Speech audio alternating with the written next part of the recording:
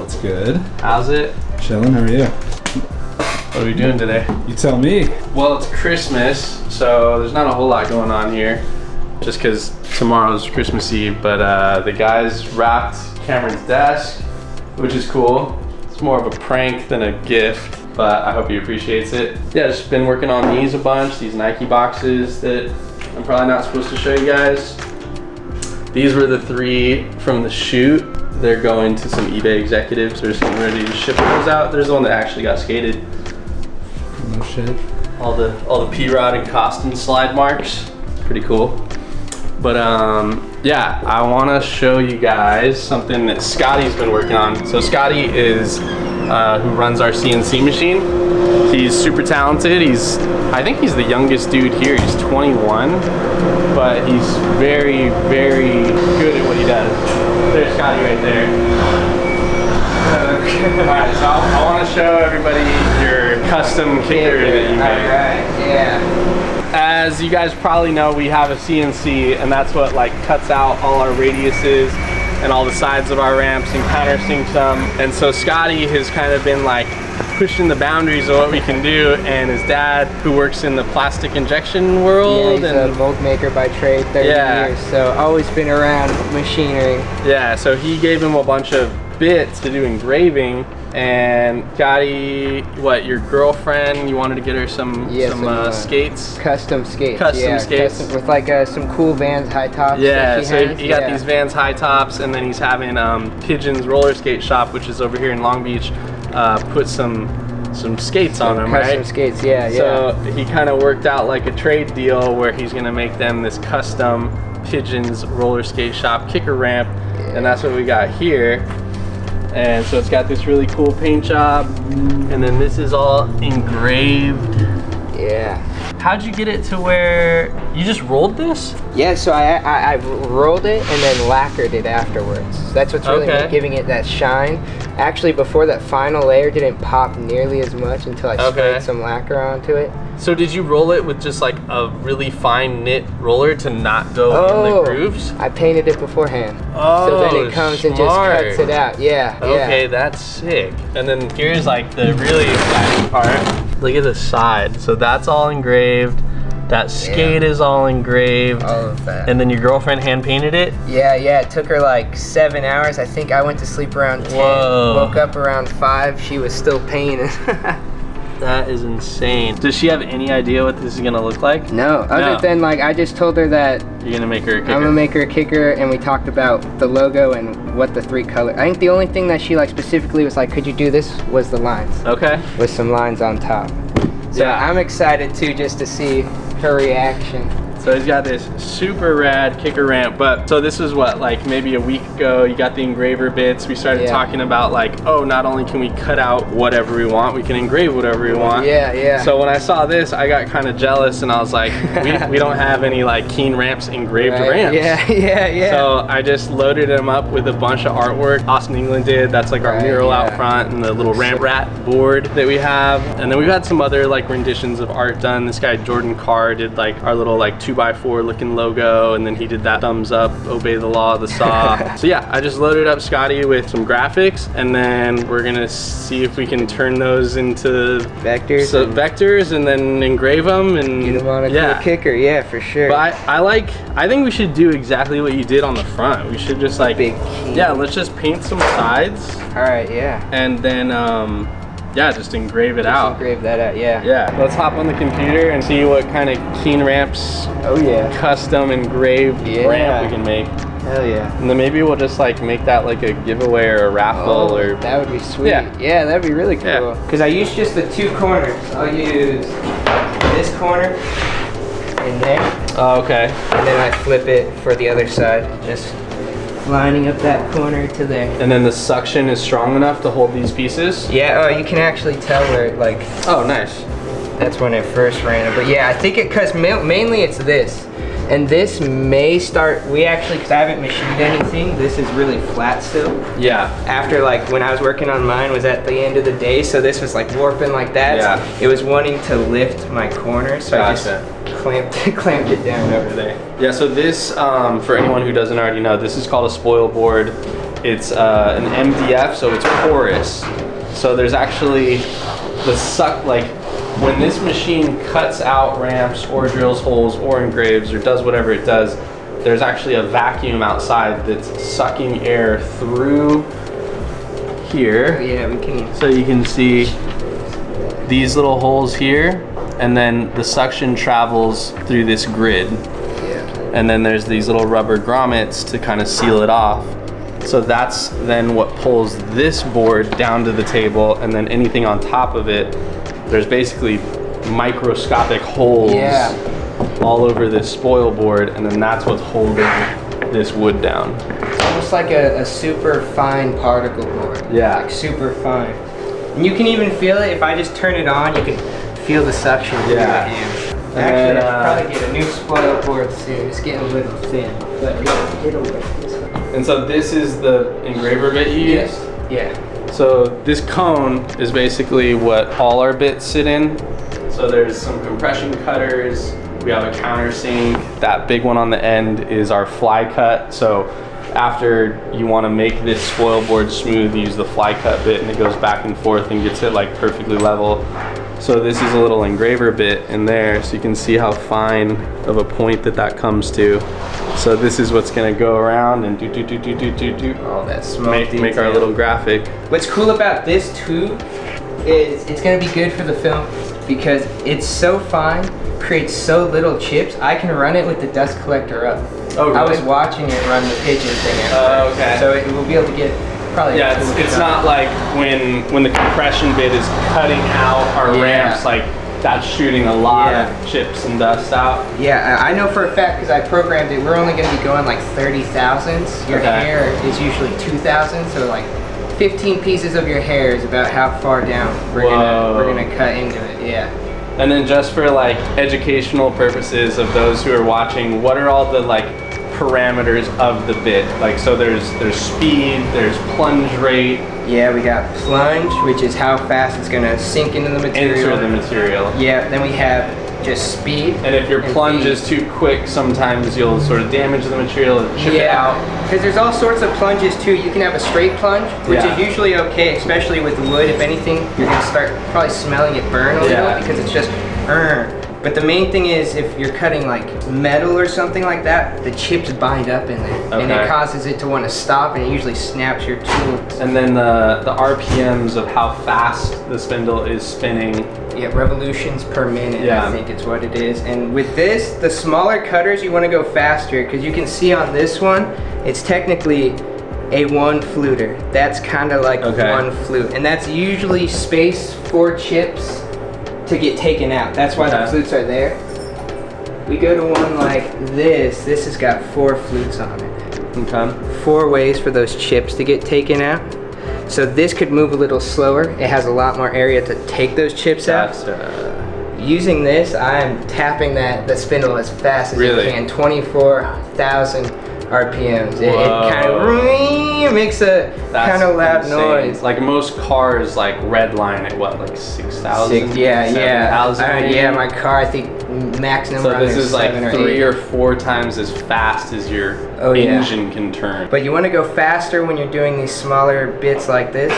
And it helps also, it'll just help make it cleaner. Yeah. Because it has more time. It'll be moving, I have it moving pretty slow. That's feed rate. RPMs or speed is usually how fast it spins. The feed rate is how fast it's going to be moving across the thing. Yeah, and that's usually by, they do inches per minute. Yeah. And on our like mini ramp sides, I have that taking 3 passes. I run that like 350 inches a minute. Okay. That's almost as fast as it can go. So it's running fast, but it's doing multiple passes, meaning it's not just cutting it at once. It's doing 1/3 of the depth all the way around. Yep. 2/3 of the depth all the way around. And then finishing it off. Yeah, exactly. We'll do like a roughing. Yeah. Which means we'll just go through and do it, and then I'll probably have it go back through cutting only like a few thousandths, and that's really just to clean out. So you don't have those like bird, like furry edges, right? Yeah, I think the pigeon one I had do technically 5 passes, but the 4th one was like a hair, pretty Okay. much, and it was just to clean it up. And with this, I have it running at like 25 inches a minute, so it can really make sure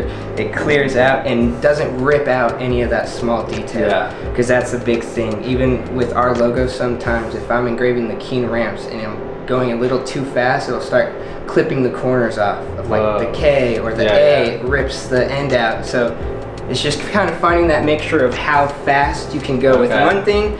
Usually depends on how fast you go with that and how you change them. It's up and down. There's some serious science in this shit. So when I first got this machine, I was like, I better learn how it's gonna work. And so I like hit up the guys at Laguna who we bought it off of. I was like, can you give me a crash course, teach me how to make the files? And like, I just like scratched the surface of like what this thing could do, because I just was like, I need to be able to cut the sides out and drill some holes, and like that's it.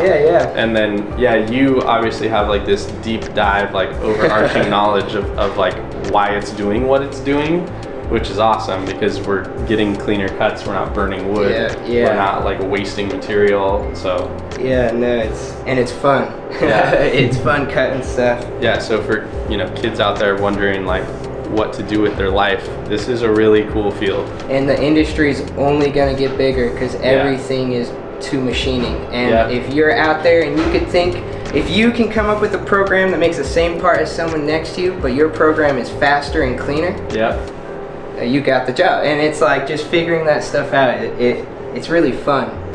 Before we were using the CNC, everything felt very like brute, old school, blue collar man work. Like, use the saw, cut it, whatever. And like now that there's like some science and technology, I'm like, there's like a whole new world. Like, opened my eyes. And it always makes sense when you think about it, which I really like, is because it's a lot of math. It tends to like, this works this way because of this, and it's like, okay, cool, that makes sense. I lowered this and raised this. It makes sense. It's cutting cleaner now. It's super cool. The pen is mightier than the sword. You ever heard that one? No. It just means like, thinking things out and like doing things methodically. And like using your brain, you can accomplish more than brute force of the sword. The pen is mightier. That makes sense. That makes sense. I like the... That's what this is all about. We should put that up there. I also like the... CNC it out of something. Yeah, definitely. Maybe it'd look better like not cocked sideways. A little bit like... like more on the straight side of things. And then maybe a little closer to the image. Like right there. I think that's cool. That looks good. So this illustration, our friend Austin England made, he kind of made like the original Keen Ramps logo. We did this like palm tree, and this had Keen Ramps Long Beach, and he has kind of like a sketchy tank vibe. And I've always just liked everything like black and white and like kind of punky looking and like hand drawn. So we had an opportunity to make boards through a trade we did with Generator. They're a distribution company. So they were like, yo, we want a mini ramp. Do you want some boards? So we put in an order for some boards. Kind of played into the old school Veriflex graphic. It was like called the Ramp Rat. So I was just thinking like, that'd be cool. Like do a skateboard that's a Keen Ramp skateboard, kind of a novelty thing. And they're actually on Goodwood, so they're good to skate too. They're on our website. We have like a shaped one. So Scotty's taking that graphic and then he's gonna throw it on the side of one of our kicker ramps. So we got speed. So that's what you're telling the engraver bit to do. Right? So you have all the specs of the bit itself in there, and then you have the cutting parameters, how deep it's gonna go. So it's going, what, 6/10 of an inch? So that'd be 60 thousandths. Oh, 60 thousandths of an inch down. What's step over? It'll usually be like how much it'll step down to something. But I kind of override these over here. Because I'm also, especially when it's coming with this bit, it's a homemade bit. My dad made it. Oh, really? My dad. He made that? Most of the engraving ones out there, he just made on I had the no lathe. idea. That's insane. Dude, you think I'm good. Let's go to my dad's shop. He blows my mind every time I go over there. The man is making tools. I pulled this out. What did you cut this on? Or like what bit did you use for this? This is the countersink bit, this is actually just what does the countersinks for our final layer, like on our skate light. Exactly. And I did the exact same thing I did here, except that has much more of a wider angle. I think it's 45-degree angle. Okay. So like the farther down you go, like you can see here, it widens it up quite a bit. Dude, this came out pretty clean for being just a countersink bit. Yeah, it looks really good. I did one before on the other side, but you couldn't see What's it. up with this Illuminati thing? Dude, that's the funny thing. I did this side. Yeah. Didn't even notice it.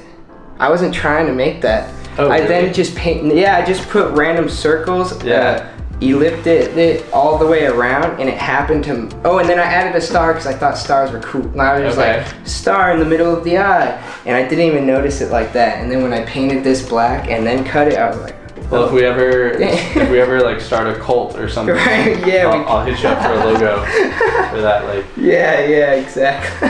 Yeah, that is so cool. Yeah, so now we have this little art piece. Yeah, that was here. the first art project I think.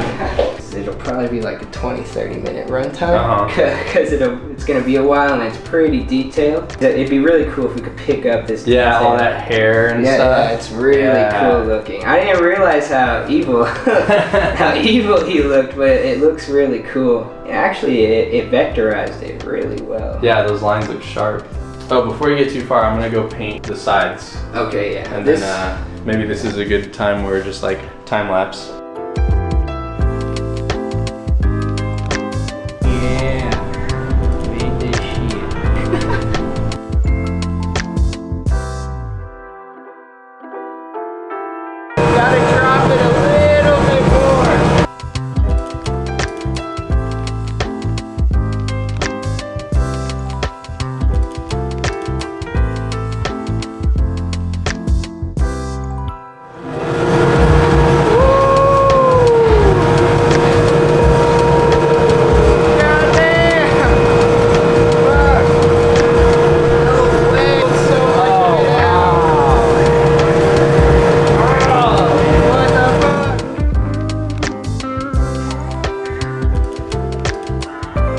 Killed it. Hell yeah, awesome.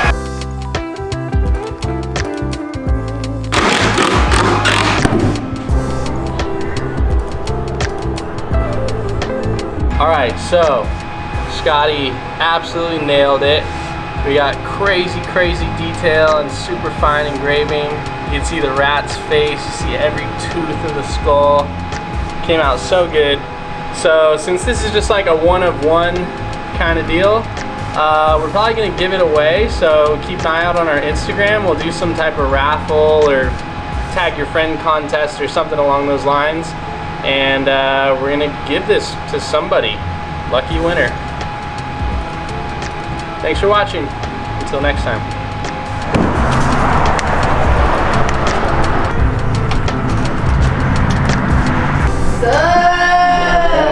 Oh man!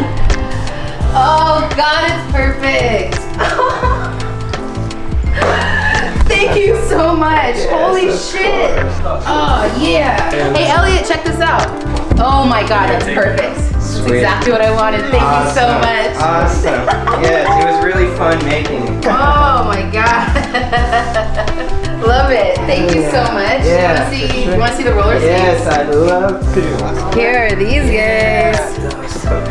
With the sunlight plate Yeah. and the wheels. Hell yeah. So these are outdoor wheels, Bones Reds.